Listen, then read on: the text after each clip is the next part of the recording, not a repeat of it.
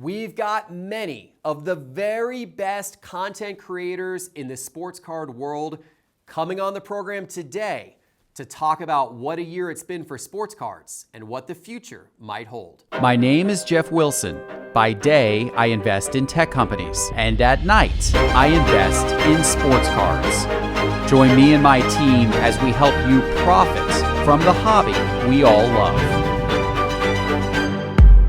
Hello, sports card investors, and welcome to a special episode today because I am about to be joined by some incredible, familiar faces, some of the very best content creators in the entire sports card world. We're going to have a great conversation that you are going to want to hear. And of course, this episode is brought to you by eBay. eBay is here for the card collectors with a trick for every trade, like advanced tools for price checking with Price Guide Beta within the eBay app, and up to 50% faster listing with Image Scan. Learn how collecting just got smarter at ebay.com/trading hub. At our recent virtual holiday, it was an honor to have so many great content creators across the world of sports cards join the show, and we had an awesome conversation. We had two different panels of content creators come together and talk about what the year has been like for sports cards and what the future is likely going to hold, including making some predictions about what card prices might do in the year ahead. It's a couple of conversations you're going to want to hear, so let's get started with them now. Enjoy. All right, everybody, you are going to love this panel because we have some of the best content creators in the sports card hobby coming on the show right now. In fact, let's go ahead and get them on here. I am first joined by Ryan from Card Collector 2. There he is. How's it going, Ryan? Good, Jeff. How are you? I'm doing great, man. And I know our audience, I'm sure they have all seen you because you're everywhere. You're out covering card shows and you've got great videos from your card shop and doing box openings, all kinds of stuff. I sometimes wonder how you are able to get so many places at once. Tell everybody a little bit more about, for those maybe who haven't seen you, what you cover and how to follow you. Yeah, so we own a sports card memorabilia shop in Columbus, Ohio, and a lot of our focus is around like the daily vlog life, right?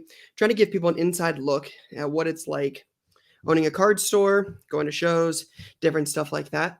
Really trying to create that vlog style about what it's like to be a entrepreneur in the card world. So if you ever want to follow us, you can follow us on really any sort of platform at this point. TikTok, Twitter, Instagram, YouTube, Facebook, etc. Almost anywhere. And it's all Card Collector 2. Anywhere you want to be, Ryan is there for you. Awesome, Ryan. Well, welcome to the virtual. Thanks. And let's bring on the comeback card investor, Brad. Brad, What's up, welcome Jeff? to the show. How you doing? Doing great. How are you? I'm What's doing up, Ryan? well. I'm doing well, man. And Brad, you've been a wonderful YouTuber. Your channel has gained a lot of following, I think in part because you mix your background in the personal finance space with the idea and concept of investing in cards. And so you got a lot of interesting kind of tidbits to share there. What made you get started with this and how can people follow you? Well, let's see. I started looking into cards in February 2020 when I realized that my life was super serious and I was missing my teen years. I was missing my childhood years. And when I started hearing Gary Vee talk about sports cards, I knew that I just wanted to learn more and more and more. And of course, with COVID, that was the tipping point to really go in on sports cards. And the more I learned, especially from you, and I remember driving to Vegas, just listening to your podcast early on, I was like, this is fascinating because it's like my adult self meeting my inner 10-year-old. And with some experience behind the camera, or I should say in front of the camera on YouTube in the past, and with my prior career in modeling, I was like, you know what, I might as well document my journey, just like Gary Vee says. And it's been such a wonderful ride. And so I'm mostly on YouTube as the Comeback Card Investor. I did start an Instagram, and I'm on there as well, the Comeback Card Investor, but I don't have the resources you guys have. So I'm a one-man show trying to make it work, but it's fun. Either way. Did you bring any cake with you tonight, Brad? You know what? I had an amazing pecan pie a bit ago, and I did take a picture of it I think I posted it on Instagram, but not tonight. I've gained a couple pounds as the holidays have started, and now that we're into December. Yeah, fair enough. I'm in the same boat, unfortunately. So I hear you there. Had a little too much fun over Thanksgiving. Awesome. Well, The welcome. fat is going to your arms, though. I'm seeing it in your arms. It's just the camera. It adds some muscle there. It looks good. Let's bring on Sam. Sam from Women in the Hobby. Sam, you play a very, very important role in the sports card hobby because you are trying to build awareness around the many great women who are actually part of this hobby. And you've done an excellent job of highlighting a lot of their stories on your YouTube channel. Tell everybody a little bit more about what you do. Yeah, of course. So my name is Sam from Women of the Hobby. And so as Jeff mentioned, a lot of what I'm trying to do is just bring awareness to other female collectors who may be out there.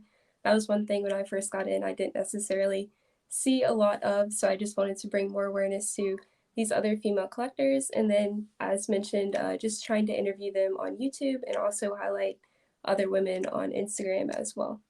Yeah, and I think you're doing like a woman in sports card of the week on Instagram. I've seen those profiles every time you post them. Really great for you to bring that awareness. Yeah, definitely. Just like trying to do consistent posting with other women and just really trying to meet a lot of other women too, trying to cultivate somewhat of a community as well. Awesome. Well, welcome, Sam. Now let's bring on one of the OGs when it comes to maybe the OG. I don't know when it comes to podcasting in the sports card hobby. Certainly one of them, Ty from Breaker Culture and Bench Clear. Ty, I've told you this before, but when I got back into cards, I consumed all of your content like a fire hose. I went back and listened to every single one of your Breaker Culture podcasts. And that's kind of what got me going and got me started. And I still listen to them to this day. Always great content, tons of interviews with really interesting people. What are you up to now with Bench Clear and also with Breaker Culture? Yeah, the same thing, man. Just telling people stories. I think that's what I started doing 4 or 5 years ago. I started interviewing breakers, right? That group breaking space 4 or 5 years ago was kind of that ugly stepchild. Nobody in the hobby wanted to like accept them. And so I started interviewing them and telling the stories, and it evolved to analytics and to interviewing other people in the hobby. And here we are, still putting out content. So thanks for having me. Appreciate it. Yeah, thanks for joining for sure. And last but not least, let's bring Adam on. You guys may know Adam from the Basketball Card Podcast, or you may actually know him as the entrepreneur behind the new Basketball Card Fanatic magazine, which is a pretty outstanding magazine. This was the November issue. The December issue is out now. But this is an absolutely outstanding magazine that Adam put together, issue 15 now. Adam, tell everybody a little bit more about what you do.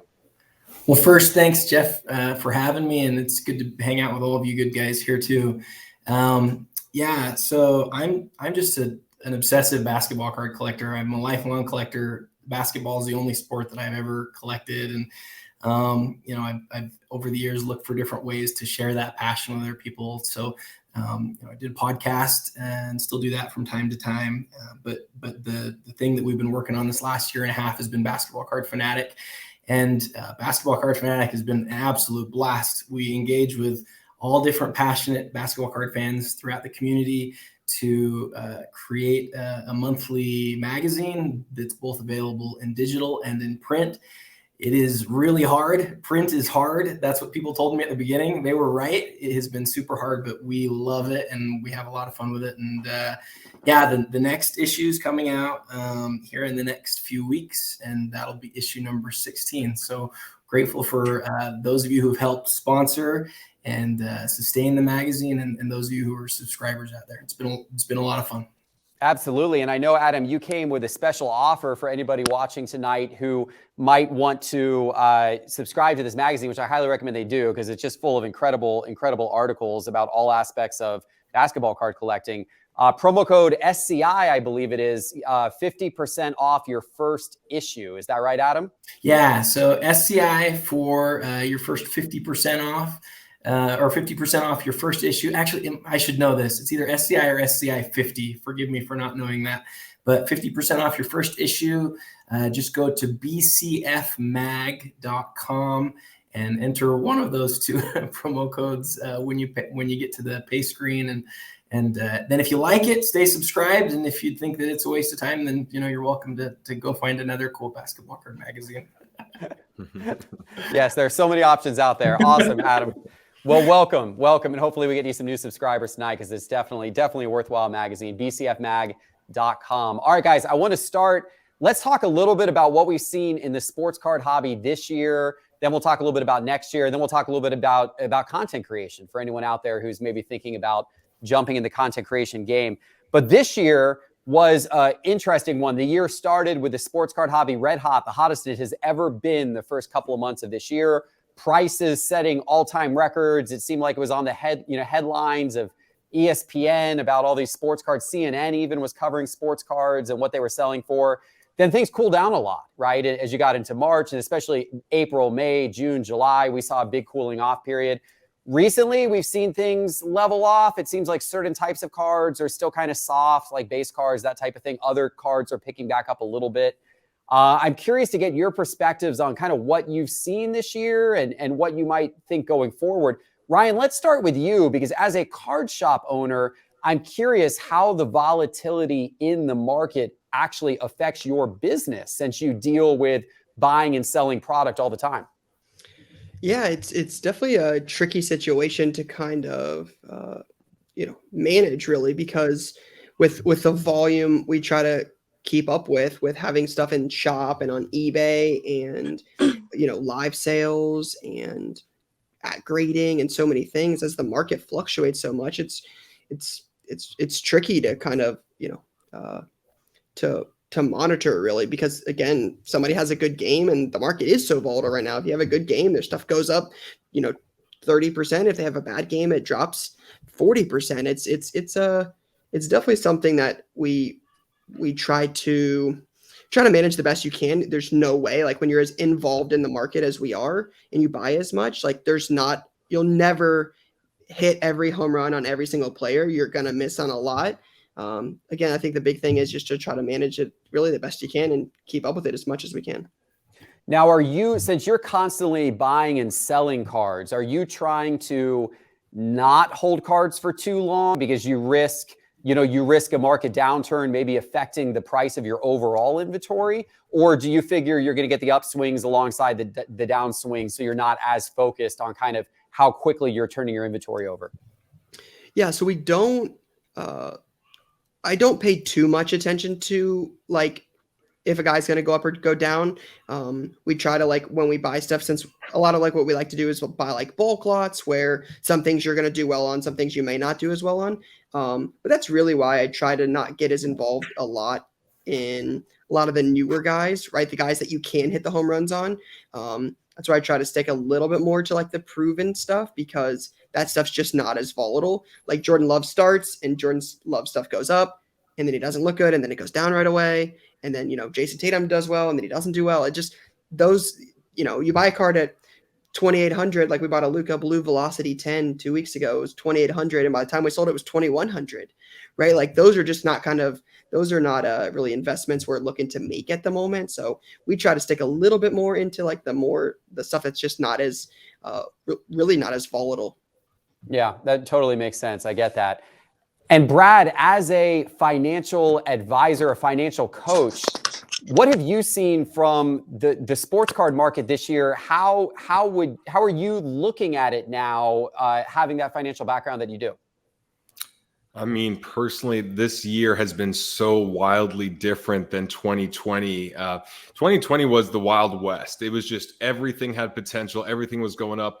And this was a massive cooling down and a maturing of the hobby. And so, before this year, it looked like you could invest in pretty much any younger player, in any base card, any silver, anything with a PSA logo on it, and it would have a good chance of going up. And it's funny how, just looking at the last 6 months, 8 months, how mature the hobby has gotten. And you could tell that certain demographics have left the hobby. Certain people have left. They gave it a shot. It wasn't for them. They moved on to something else.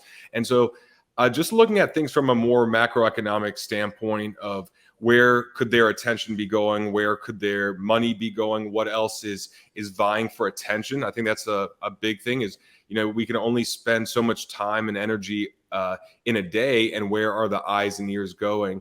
And so my strategy is definitely going towards more proven guys that might have less upside, but a lot less downside. I think those are the cards and those are the players that I would like to target going forward, just because it has been so volatile in the past, and it sucks losing money. It sucks making bad investments. It's not a good feeling. And so it's a lot nicer to just keep the cards that you like for yourself. But then when it comes to investing, making sure that it is something that a collector, not just a flipper, but a collector would like hopefully 5 or 10 years from now. Yeah, totally makes sense. I appreciate that. Sam, I believe from hearing your story that you really kind of got back into the hobby last year. I think in 2020, right as things were kind of just starting to really boom again. I think right in the early stages of the pandemic, if I recall. What has your perspective on the last 2 years been like? Yeah, definitely. That's correct. I got back in probably when a lot of other people got back in. And so I think it's been interesting to see kind of my first full year in the hobby. In the beginning, as everyone's kind of said, right when COVID happened, everything was going up. It was almost unbelievable to an extent. And I think now that we've seen the market cool off and we've seen things go up and down, it makes it more interesting to me because I think it means it's more realistic. In a way, I was almost scared to put a lot of money in something that just kept going up. But I think now I'm a little bit more confident in the fact that it's almost more of a true market and the fact that it ebbs and flows. Yeah, and that we are definitely seeing that. Those very astute points, for sure. And Ty, I know you have been tracking, the price changes of cards for a long time. You, been looking at, going back several years, looking at the new modern classes that have been coming in, particularly in basketball, and how those, prism cards and whatnot have fluctuated over the course of time. What have been your impressions of this year? I think this year we got back to what the hobby's always been, right? It's I think Brad nailed it. It's not, you can't just throw a dart and everything works. I think people learned the hard way, unfortunately, that the hobby for 50 plus years, 70 plus years has always been this way, where you have to put your money in proven guys. And I think you're starting to see this year, the people that are staying around are saying, okay, you know what? I'm going to double down maybe, but I'm going to go get guys that I know are proven. I'm going to go back. I'm going to go learn vintage cards. I'm going to buy serial numbered cards. I'm going to buy PSA 10 gem mint only cards. You're starting to see that crew kind of focus on that, which is good, right? I mean, they're starting to realize that everything just doesn't work. You have to be smart with your money in the hobby. So it's a good thing. Yeah, for sure. Yeah, it is. It is in many ways. I think a painful lesson probably for some over the course of this year, but refocusing on what will hopefully be a strong future, refocusing on the right cards for growth over the next several years. And Adam, you've got an incredible collection. A lot of your collection is older basketball. I've seen like a lot of 90s basketball and that type of thing when you show off your incredible collection on Instagram. Have you felt more insulated from the price fluctuations over the last year because of the collection that you have and the fact that you've had some of these cards for a long time? Or what's been your perspective? Man, that's a great question. Yeah, I think that's exactly right. I have felt like as the whole world is talking about how the market's going up or the market's going down, I'm kind of sitting there going, really?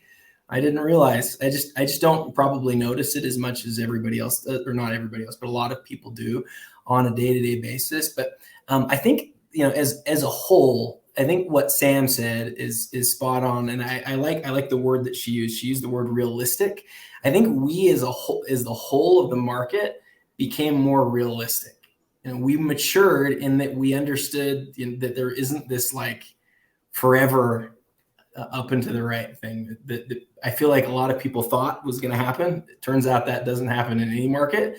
Brad could probably tell us that. So, after what we saw in 2020, it's good to be more realistic. It's good to be more mature. And then I think the other thing that I've noticed in my 30 plus years in the hobby is that it's all cyclical, right? There's like there are these ups that are followed by these downs, and it's not that's too simplistic, but you can feel it when it's happening sometimes. And so although my collection maybe is more, stuff that's, like you say, is more insulated from that, I kind of watched it and could feel it happening as it was happening for sure.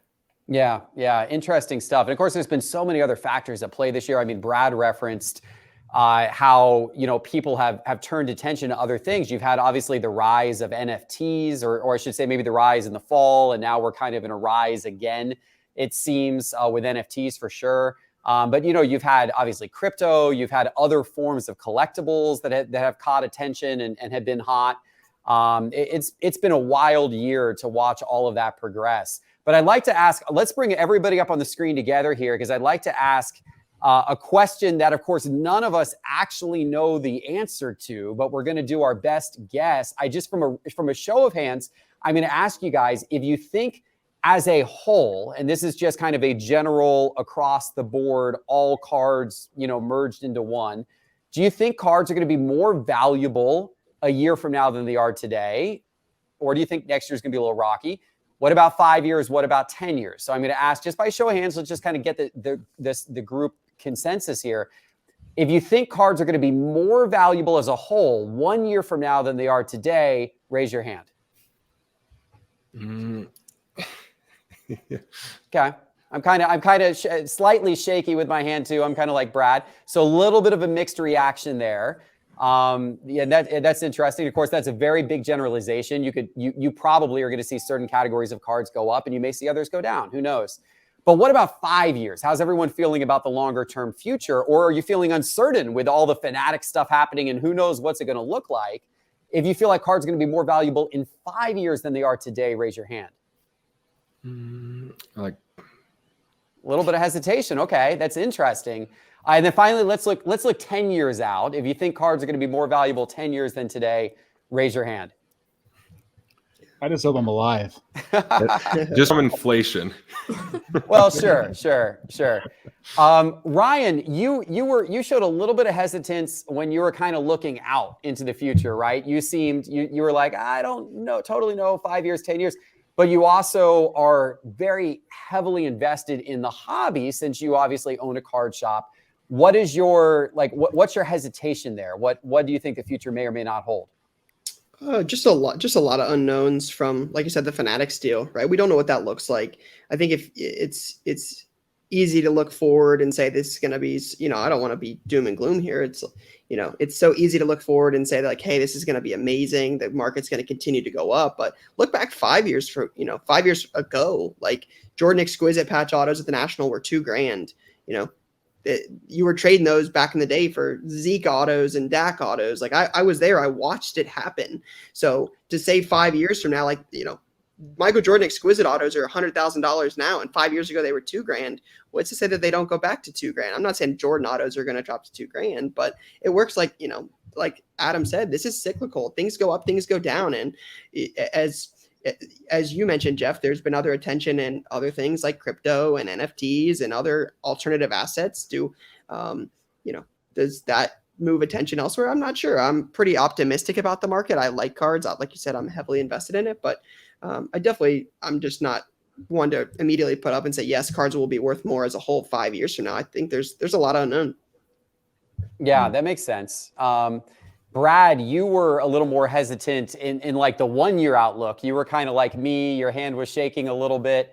What is your, why the uncertainty about the next year? You think prices still need to shake out a little bit? Population counts are getting too high? What are your thoughts? It's the pop counts, because overall money entering the hobby could be higher in a year's time than now, but per card that could be diluted because we still don't know what's coming out. And, GemRate puts out a lot of great information on how many cards are being released per week and per month, and the numbers are staggering. So it's like, it could be a Kyler Murray, who is my best example of a player who is playing well, who's in the MVP discussion, and yet his cards, when I bought them, they were in like January, February, and they were about $400 for a Prism base 10.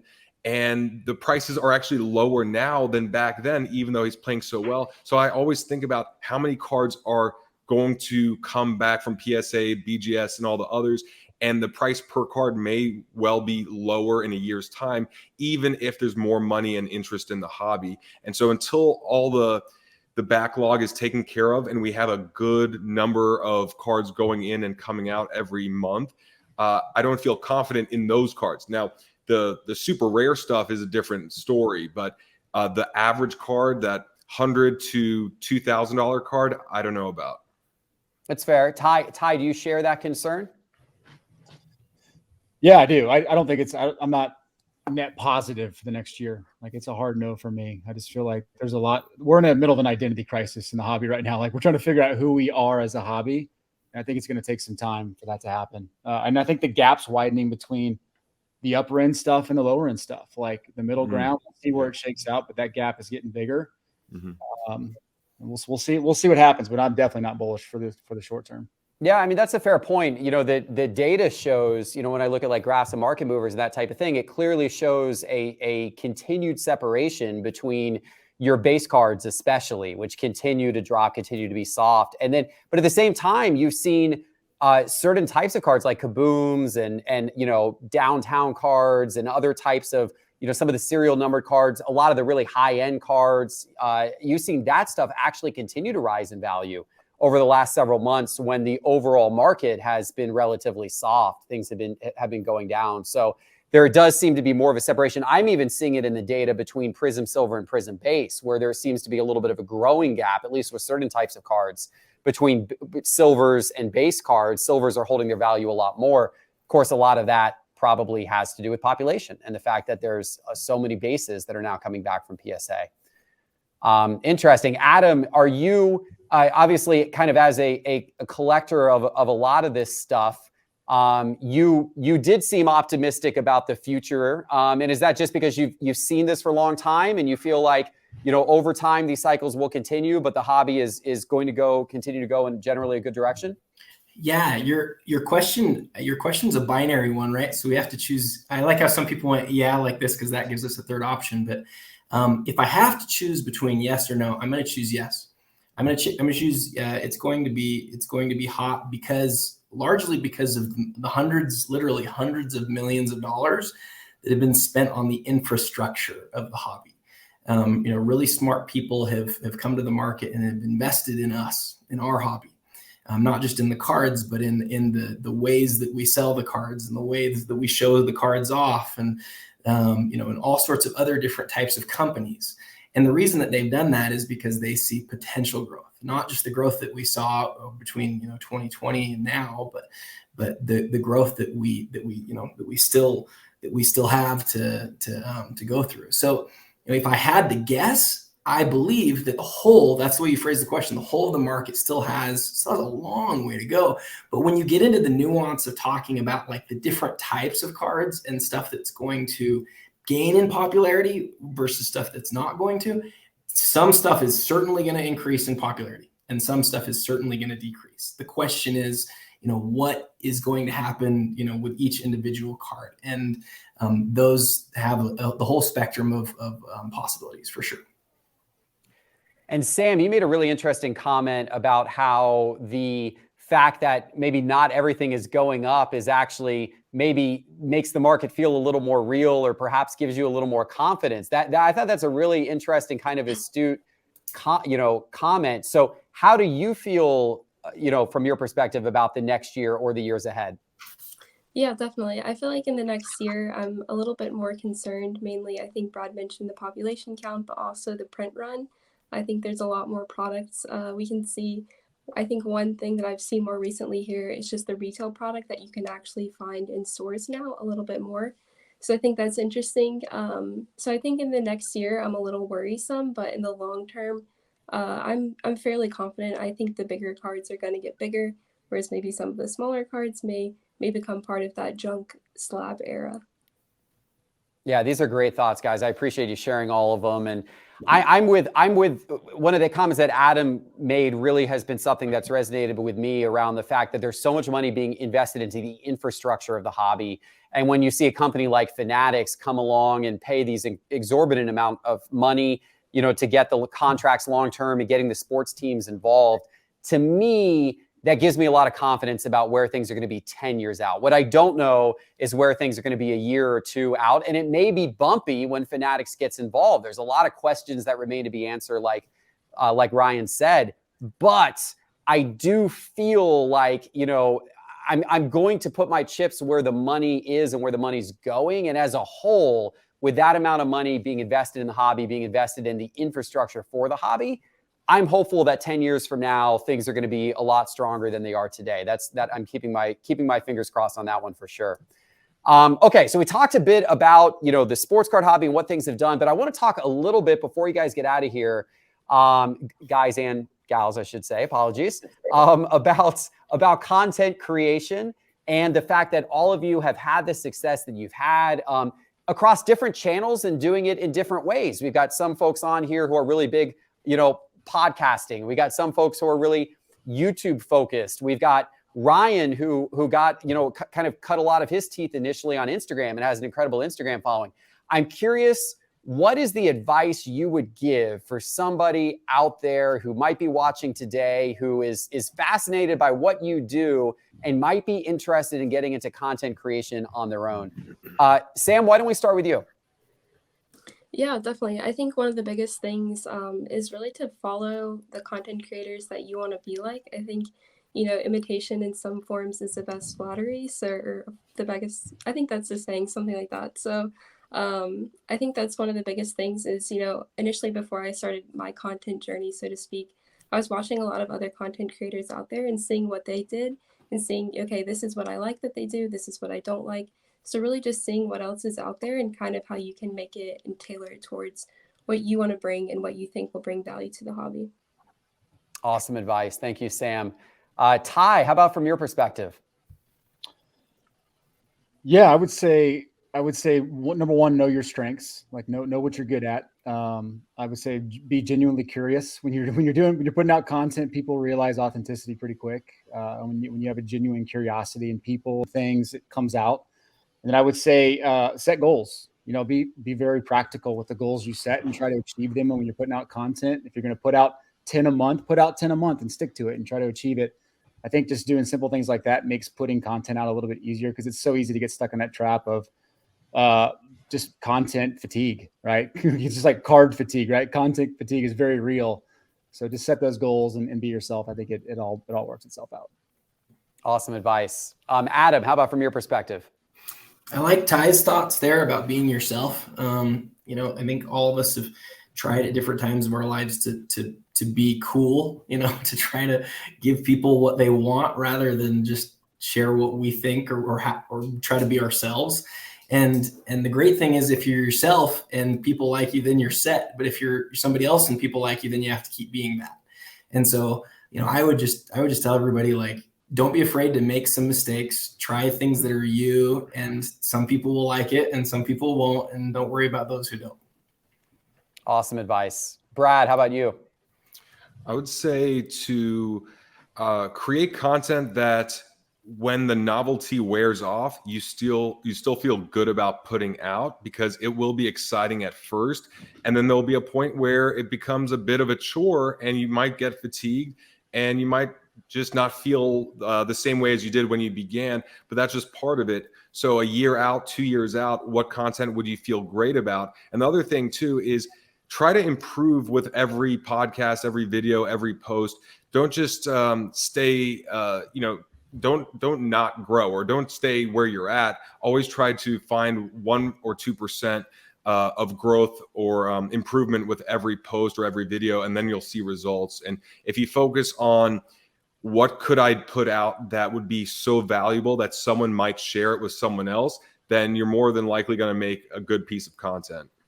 That's awesome advice. And yeah, that what gives you that inspiration? That's such a big thing. I've gotten such a shot in the arm this year from being able to go to card shows and being able to a totally different way of creating content. Because, previously all the content that I was creating was, from my little home studio in my basement for a long time. And so actually being able to get out to card shows and like show a different perspective of the hobby, it's been invigorating.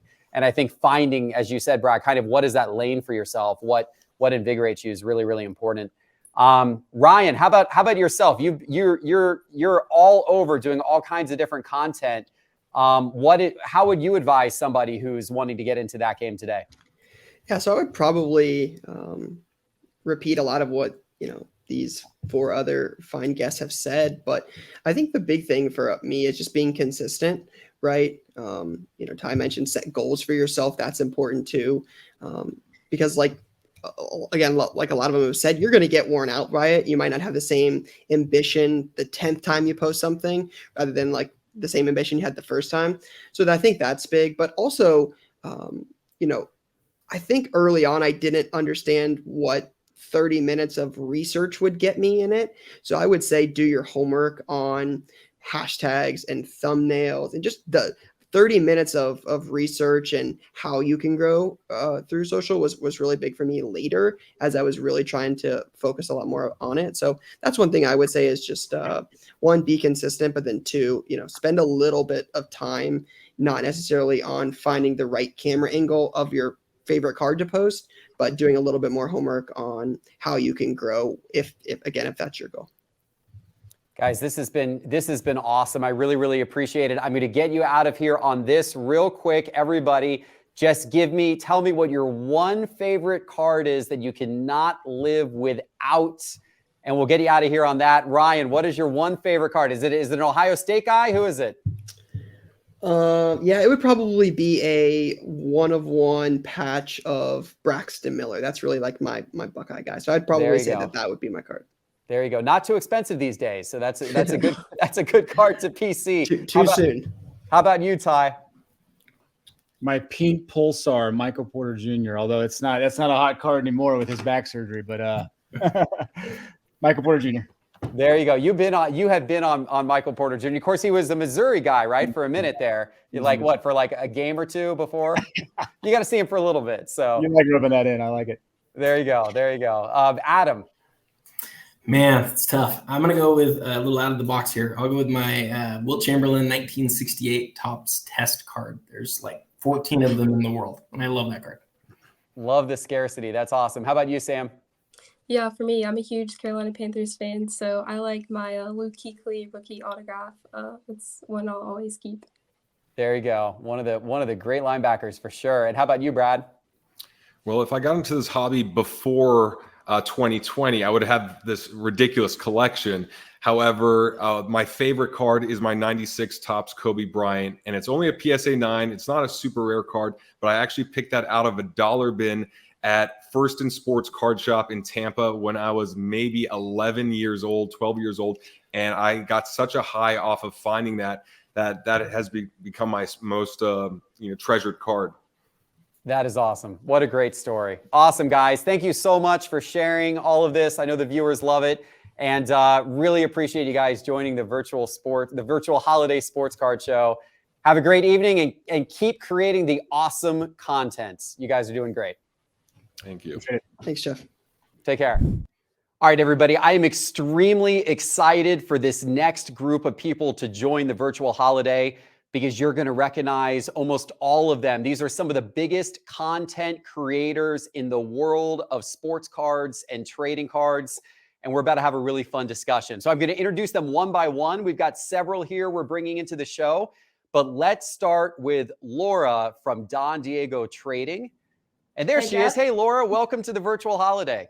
Thank you. Amazing setup. Love it. I got my red lights on in the back, so trying to compete with you isn't fair, but it's something. I appreciate the holiday cheer you are bringing for sure. Well, welcome, Laura. And I'm sure most of our audience has seen you because you've grown very, very quickly into being an absolute must-follow star on Instagram. But for those who maybe aren't following you right now, let everyone know how they can find you.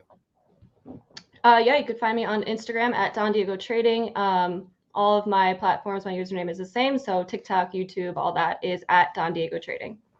And Laura does incredible content, sports cards and trading card games, a little more on the trading card games Pokemon side, but just absolutely fabulous content. She is a must follow. So welcome, Laura. Thank you. Thanks for having me. And let's also bring on John from Lootbox. You guys, I'm sure, have seen John all over YouTube with his crazy reactions to breaks. John and I did an epic box battle at the Dallas Card Show several months ago. You probably have seen it on this YouTube channel. John, are you still upset by the outcome of that box battle?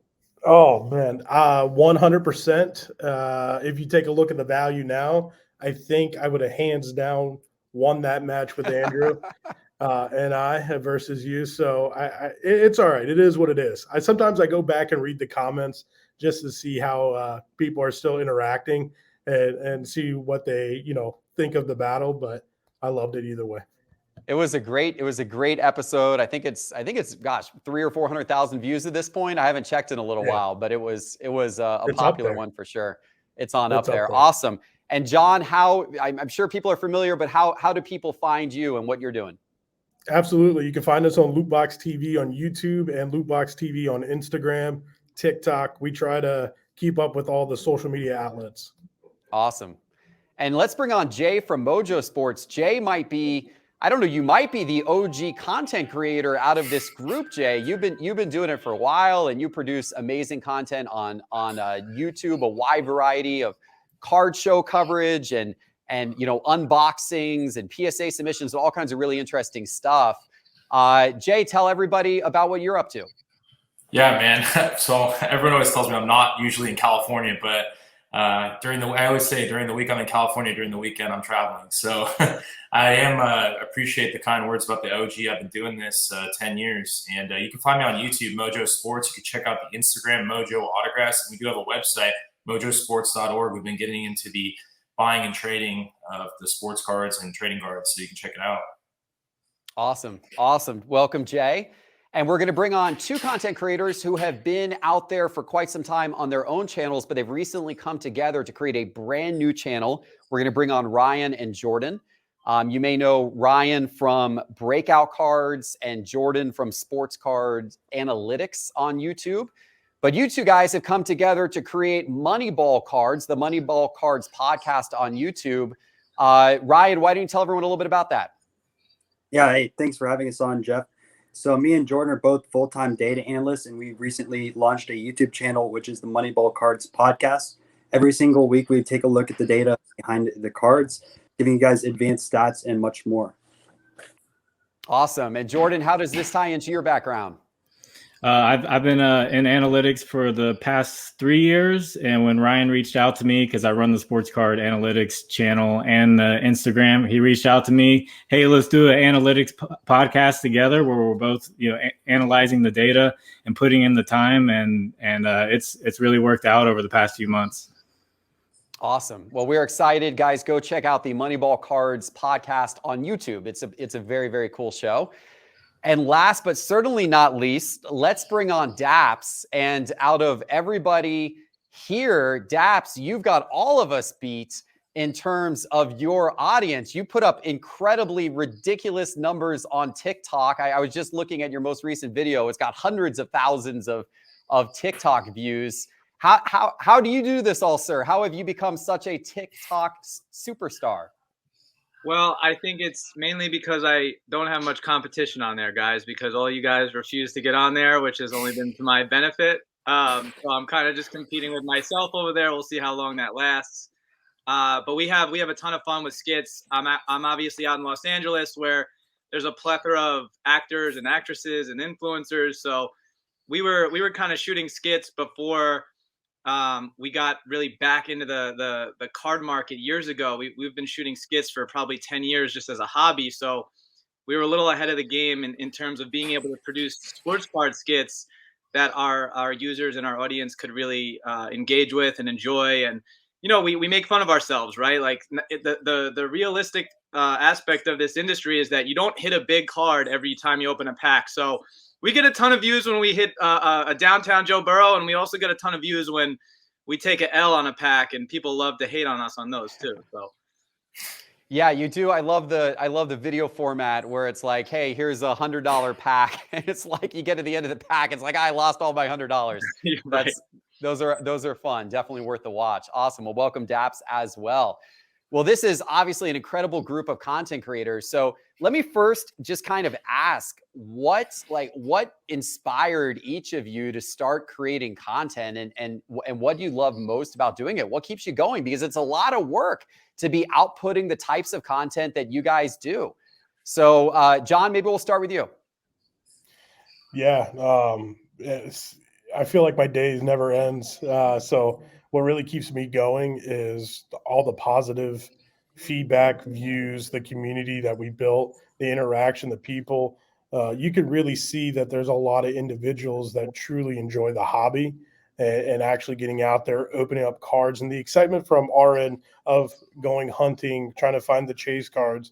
It's a different level of excitement and just a sense of joy.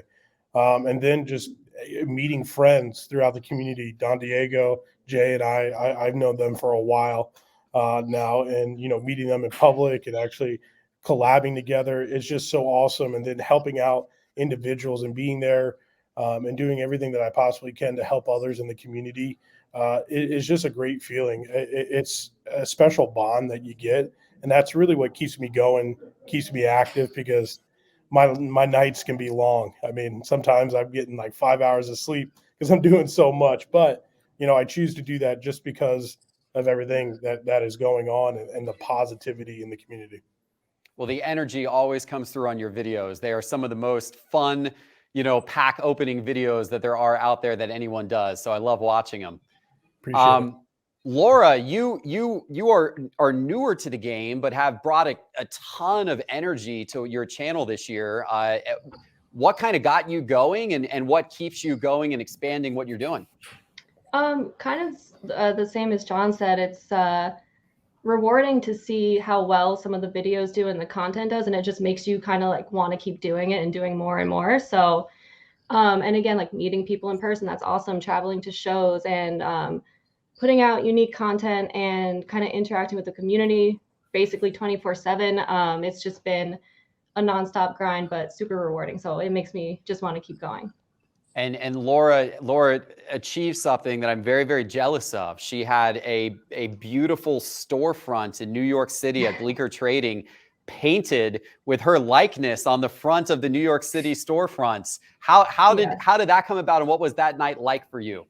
I still can't believe that. That's insane. I hosted my first trade night. It went really well. We opened up a Japanese Team Rocket box. I had merch. I had my face on Bleecker Street. It was just surreal, and I'm still trying to wrap my head around, like, this is my first year of doing this. So for that to come about within the first year, I don't know what's going to come next. I'm super excited to see what I can do in the next 5 years.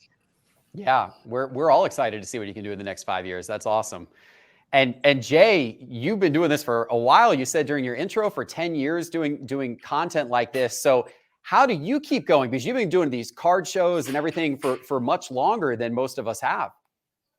Yeah, man. I mean, I think one thing all of us have in common, man, is we're all passionate about this thing. And I think, for us, like, we can elevate the hobby. I mean, we can change the hobby in so many different directions and ways. And from my perspective, it's like I'm traveling around the United States, and there's people that are in South Dakota that can't go to that card show. And like, I'm giving them the chance to experience that from my content. And, I'm very passionate about content creation, but I love sports cards. I love trading cards.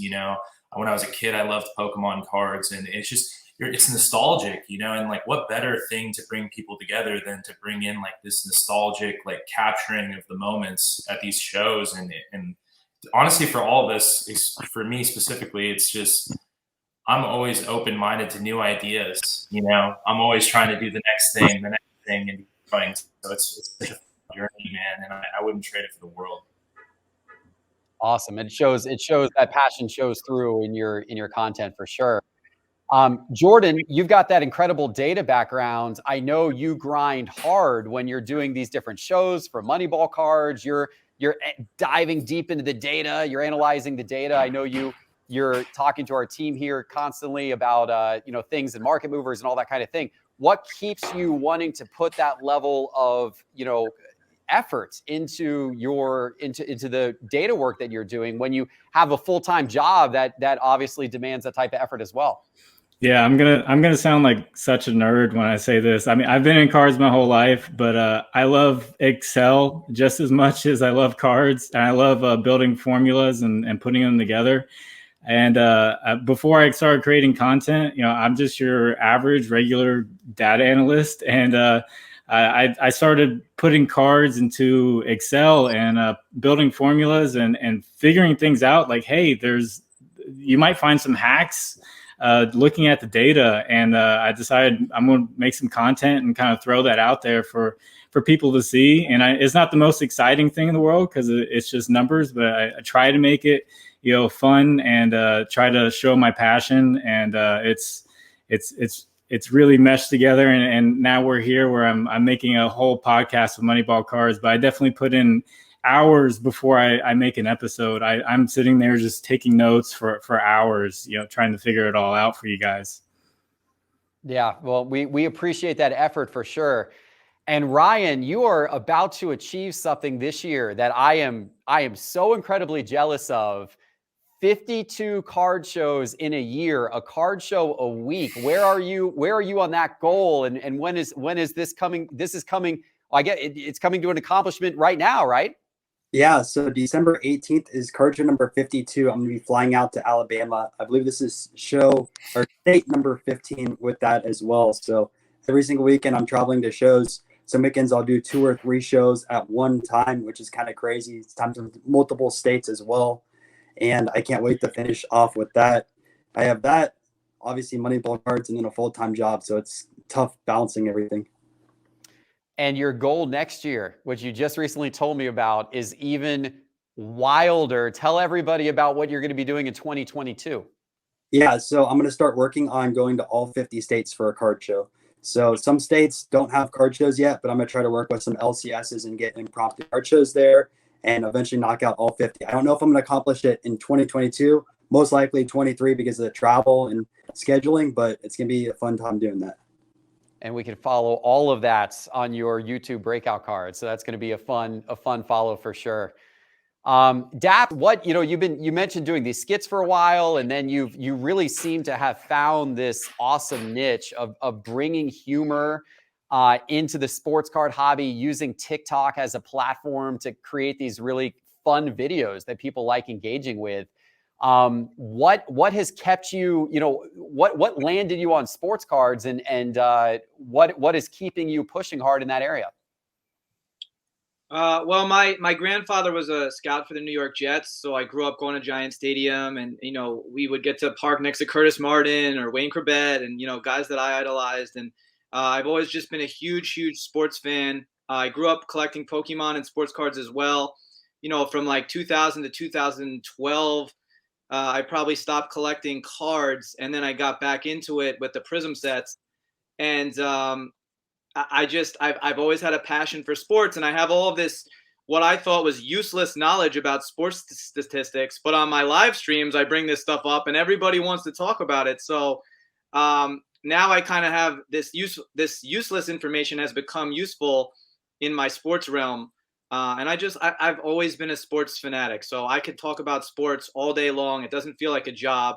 I wake up 9 a.m. every day. I work on DAP Sports till midnight, 1 a.m. I feel for John from Lootbox talking about he getting no sleep. But I don't feel like I'm working. So I'm very grateful. I'm coming into this holiday. I'm very grateful that I get to see you wearing this hat that you're wearing, Jeff. I mean, this is good stuff to be with friends and doing what you love. Yeah, this is a lot of fun. I appreciate all of you coming on. I want to ask a couple of questions about the sports card hobby, but before we do, one more content creator question, because I think this is anyone out there who's watching who might be motivated to start creating their own content and taking inspiration from how all of your channels have grown. I'm curious, how did each of you focuses, you kind of have one primary area that a lot of your focus is on. Some of you may be across multiple channels, but you at least kind of got started in one primary area, whether that's like Instagram for Laura or whether that's TikTok for Daps, etc. Why did you choose that? And how much, as part of kind of your future strategy, how much are you really like laser concentrating on one particular platform versus trying to diversify yourself across multiple different platforms? Who wants to start? You want to start with John? I know, John, you've done obviously a ton on YouTube. Yeah. So just overall, it's just a lot. I mean, it's a lot to take in. It's not as simple as, starting off on one particular platform. I mean, with everything that's changing so dynamic, that you have to stay up to date and consistent. what's going on. You have to understand and realize it's okay to adjust, and it's okay to do something different. Right now, short form content is taking over the world. You'll see YouTube now doing shorts. You see TikTok blowing up. You see Instagram doing reels, and you have to be willing to adapt and remain consistent. And really tackling everything across the board is something that everybody's just going to have to end up doing at some point. It's going to be hard to continue to focus on one outlet. And if you do focus on one outlet, you have to be consistent. One thing that I noticed, because I switched, I started in Pokemon, really helped get, growing. But I also had a love of sports. So we sprinkled sports a little bit every now and then into there. And I saw the sports market enjoyed our content a lot more than a lot of our Pokemon content that we were putting out. So we made the transition to that, and we just saw a skyrocket in overall activity, overall engagement, and so forth. And then I realized, in order for us to grow, we have to, put your hands on every single social media outlet and really come up with a plan and then remain consistent. So I think going forward, you got to be able to adapt it and really look at across all platforms. And that's a lot. That takes a lot of work to do. Laura, I know you've really put a lot of concentration on Instagram. I think you're doing a lot on TikTok as well. Why did you choose to start there? And then where do you see yourself going over time? I kind of took the approach to just do what I know first and kind of master that before I branched out. But I create content for, like you said, Instagram, TikTok, and just kind of starting on YouTube. I try to balance my feeds with a variety of educational content, my collection displays, and a little down-to-earth window just in my day-to-day life.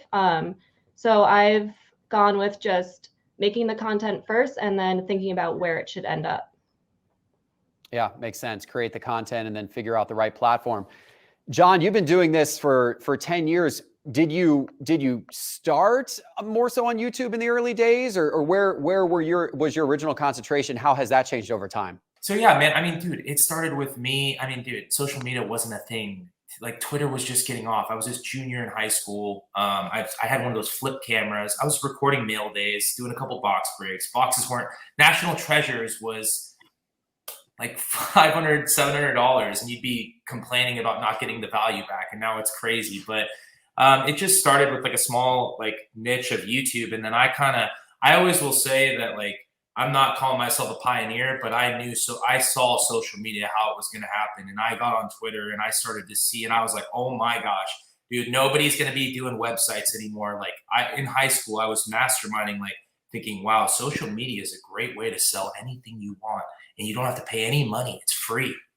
Are you kidding me? You know how much people pay for marketing and for website development? You don't have to do that anymore. And my advice to someone new is, just if you're truly passionate about content creation, just go for it. And the thing, and I got to thank John for this, is I should have been asking for help more. And John actually helped me out with my YouTube content creation. Lootbox, June and Juice helped me become a better YouTuber. They helped me because they saw and they believed in me. And if someone believes in you and they want to help you, just take what you can. Because I mean, even you, Sports Card Investor Jeff, I mean, your guys' content, the production value is excellent. And it's awesome to see because you're inspiring many people.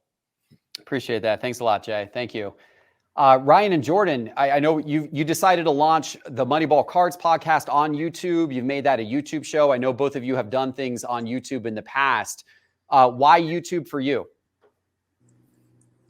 I actually started out on Instagram and I had sports card analytics and I was putting stuff out there, but I felt like YouTube was a better way to show analytics in a visual way. I think if I just put a post on Instagram and just wrote out this long thing, it might get boring for some people. So I figured maybe if I make this more visual and show graphics of what's going on with card values, it would really help people to understand it and learn from what I was trying to teach them. Awesome. And how about you, Ryan? Yeah, so I started on the YouTube side and then started expanding outwards. I built out an audience there and then had the audience move on to Instagram. And then once I started building up Instagram, on to Twitter. So I'm going to move on to other platforms in the future, such as like TikTok, but I'm going to continue to grow those audiences on the main platforms first. That makes sense. And Daps, you've found yourself kind of a niche, as you were talking about, in TikTok. Is that why you decided to concentrate there? You felt like that was the best place for you to find that audience? I mean, I think Laura had spoke about it earlier. It's just kind of where we started and where we had success, in the beginning. And then obviously that was where our main focus was. And now I'm starting to realize, though, how important it is to be on all platforms. And to speak to John's point too, it's every platform is different, and there's subtleties to each one. And Moneyball was just talking about how, he wants to go into these advanced statistics, and YouTube is probably the best format for that, right? Whereas Instagram, it's hard to show all that data in an Instagram post. So you kind of have to get creative with all these different platforms. And what I'm realizing is that it's very difficult to be an expert in every single platform.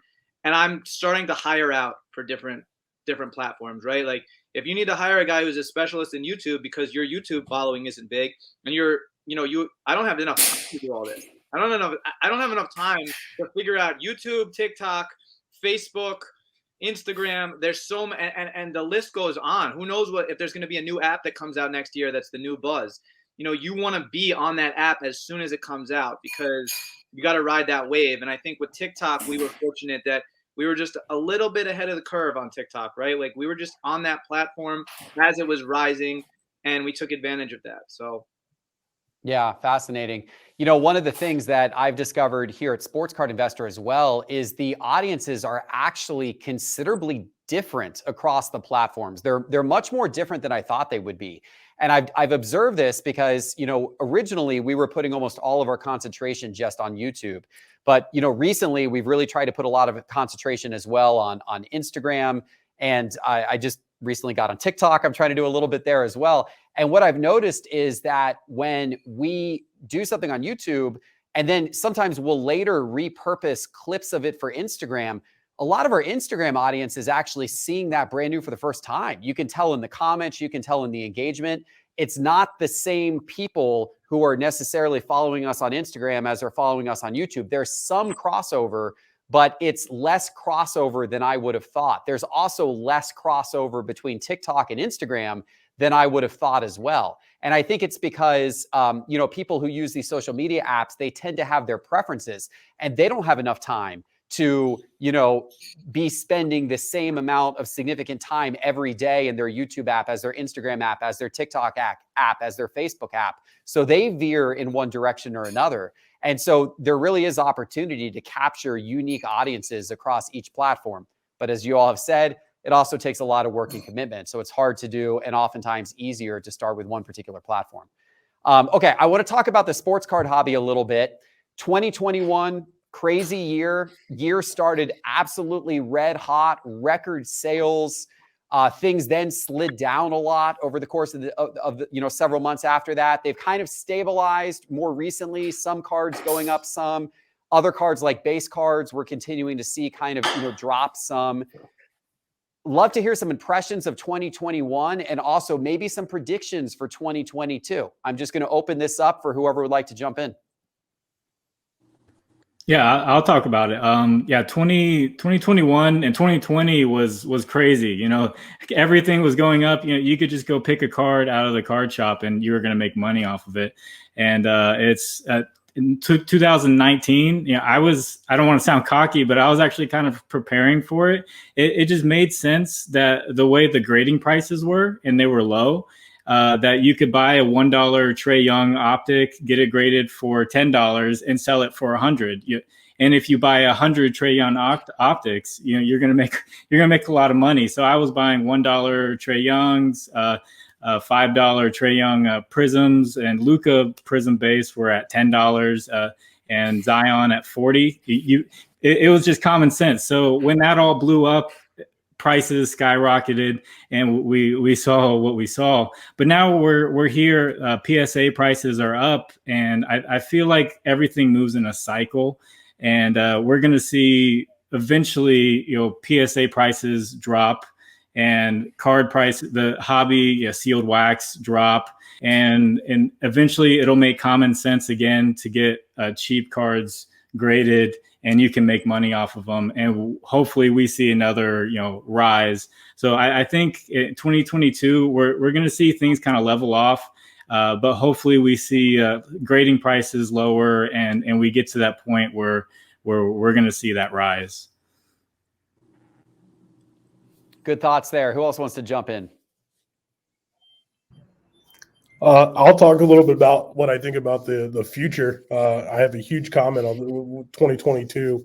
I think you're really going to have to pay attention to those numbered parallel cards. I think with everything that's coming out, PSA is finally getting all caught up with their orders. You're going to have more and more of these base cards. The prices are going to drop. And I think those numbered cards are going to become more and more valuable as the hobby continues to grow and new and more people get into the hobby. I think the pandemic really showed us how there's going to be a lot of individuals that, hey, I could see this as a potential income for myself. So they're going to go all out. You're going to get more and more breakers. Plus, you don't know what the Fanatics deal. The Fanatics deal is really going to make it based on, I don't know if anybody listened to the podcast earlier. I forget which one it was, but there was an actual interview with the CEO or future vision officer. I think he called himself over at Fanatics. I think you're going to have him on the virtual card show here very soon. So it's just listening to him and seeing their direction with breakers and so forth. I really think it's going to grow, but I really think you're going to have to get really neat, follow down like a certain path with some of the cards you want to, get and potentially flip and grade and so forth. And I think those numbered parallels from popular sets are going to be huge. Yeah, supply and demand, and we've seen the supply rise and a lot more base cards get graded for sure. So there is a lot of those hitting the market every day, it seems, and that has contributed to prices softening in that area. Laura, what's happening in the trading card games market? I know Pokemon has followed a little bit of a different pattern. What do you expect out of Pokemon? Is there continued growth there, or what are you seeing there?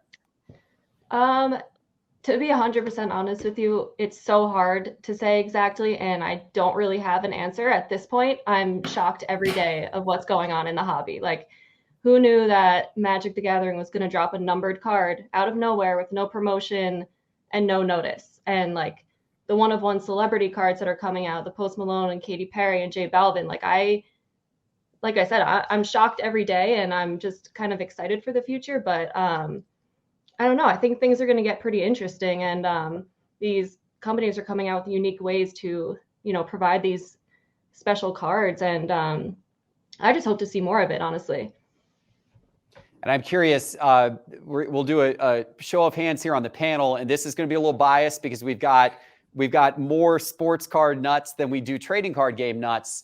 But if you could only invest in let's say you could buy either a really high-end Pokemon card, like, first edition Charizard type level card, or you could buy only one really high-end sports card, let's say like Michael Jordan, Fleer rookie, which at one point, by the way, those two cards were selling for right around the same amount of money. Which card do you think is going to be more valuable 10 years from now? 10 years from now, give me a show of hands if you think the Charizard is going to be the more valuable of the two cards 10 years from now.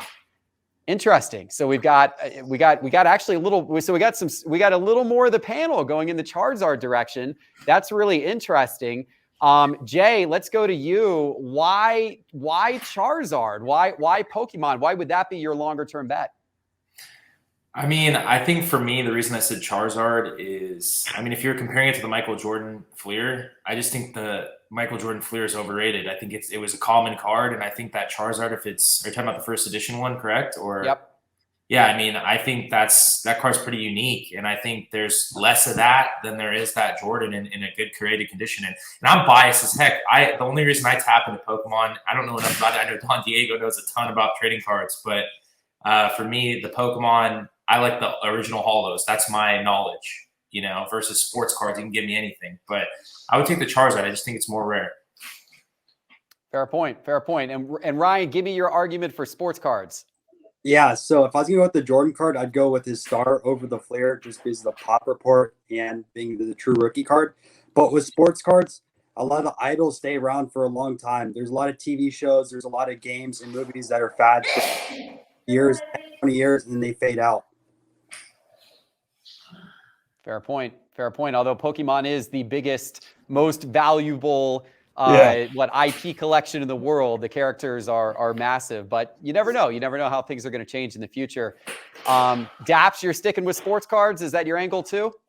Well, I mean, my mind went straight to what is the pop count of PSA 10 Charizard, and I don't know that number. I don't know. Does anybody know that number in here? Not off the top of the head, but it's only. I mean, listen. When all this stuff happens, you have to think about. This is what I think about with Jordan is who is more. You look at the sales of Mantle and the sales of Babe Ruth and the sale. And listen, if we're talking about 10 years, this is different than 50 years from now. But I look at this as a long-term investment. There's nobody who's been more culturally influential than Michael Jordan ever in the history of all sports. So again, I think there's somewhere around 300 to 400 PSA 10 Jordans. And when I say culturally influential, I'm like who has a brand like Jordan? Who is still selling sneakers at $1 billion revenue, 25 or whatever year he retired, 20 years after? So he is just as relevant now. You know, when you compare, you know, you don't say this is the Charizard of hockey. This is the Charizard of football. You say the Michael Jordan of football, right? And now Tom Brady obviously is going to go ballistic too over the next 20 years. And listen, I'm not hating on Charizard. I love Pokemon. Don't take this the wrong way, Don Diego. I'm a big sports guy. I'm probably biased. But I can't see Jordan not retaining an insane amount of value over the next 20 to 40 years. Again, I think there's like 300 PSA 10s of him. I could be wrong. Maybe I think it's under 400. Yeah, it's 319. I think was the last count I saw. Yeah, and then the next thing is how many collectors hold 10 or 20 or 30 or I don't know if you know this guy Kuntz at OTS Sports. But I've seen him post some Giannis where he's got like 100 PSA 10 Giannis. How many Jordans does he have? 20, 30, 40, 50? I don't know. But if he has 20% of the Jordans, that means there's not really 300 out there. There's only 250 or there's only 200 that other people could acquire. So, again, that's my argument there. But again, if Charizard passes him, I'll say I was wrong in 10 years. But that's where the argument comes into play, though. I mean, you got less pop report on the Charizard. I think there's only 100 around there. And then Pokemon, you talk about a brand. Pokemon has the largest brand, period. Fair points. I mean, they if we're talking the same, Charizard and Pokemon, Jordan's here, and boom, Pokemon's way up here in the sense of overall value, brand, and so forth. But let's do this. Let's do this. 10 years from now, 10 years as of this date, we're going to do another virtual holiday, I'm sure. We're going to have all of you back on as guests. We're going to get this same panel back together. And hey, we're going to look back at this clip and we're going to see who's right. You guys in for that? Let's do it. Yeah. Awesome. Guys, this was so much fun. We got to wrap this because we got to get on to doing some more crazy giveaways tonight. But I really, really appreciate it. Laura, John, Jay, Ryan, Jordan, Matt, Daps, you guys are all awesome. Thank you so much for joining the virtual sports card show. And I will continue to watch all of your content, as I'm sure a lot of our audience will as well. Take care, everybody. All right, thanks for watching, everybody. I hope you enjoyed that conversation, and thanks to the many content creators who came on the program who were part of that. I really, really appreciate it. Hit that subscribe button and that bell icon if you haven't already, so we can continue to bring you more great content like this. And until next time, thank you and enjoy your day. Take care.